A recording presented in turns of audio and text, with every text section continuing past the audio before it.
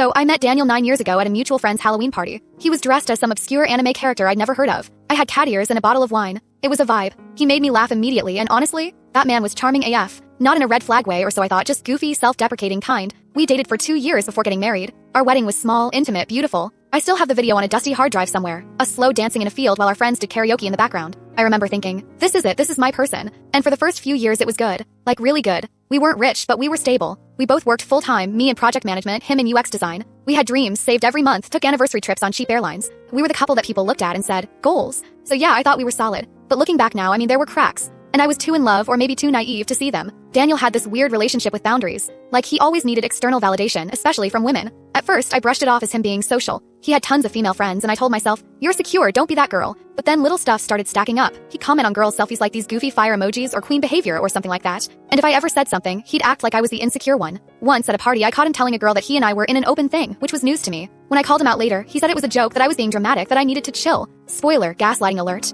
Then there were the money lies. Daniel hated budgeting, hated talking about finances. We'd fight anytime I brought it up. One time I asked if he contributed to our joint savings that month and he full-on sulked for 3 days. He called me obsessed with control. All I wanted was to make sure we could, afford a house someday. But I let it slide. I always let it slide. Even when I found random Amazon purchases he couldn't explain, even when I caught him hiding Venmo payments with vague emojis, I told myself he was just bad with money, not malicious. Y'all, I was a clown. Full nose, floppy shoes, the whole getup. Okay, so the big moment. It was a random Tuesday in March. I was doing laundry, boring stuff, folding socks while watching old episodes of Grey's Anatomy and crying over a fake plane crash. I went to grab a pair of his jeans and his wallet fell out. The flap was open and a receipt slid out. I wasn't snooping, I swear, but the name on it caught my eye. Eucalyptus Art Loft, studio rental deposit, $1,200. I had never heard of this place and it sure as heck wasn't mine. My heart sank. I googled it. It was a trendy art space downtown, mostly rented by influencers and art collectives. Their website was giving I journal about crystals and make $10,000 a month from resin jewelry vibes. And then I found her Instagram handle at heavenly.briar, a woman with long blonde waves, sparkles under her eyes, and an I'm just here to create beauty bio. She had a recent post tagged at Eucalyptus Loft. Caption, new beginnings, black heart emoji, grateful to my biggest supporter. And guess who had liked it?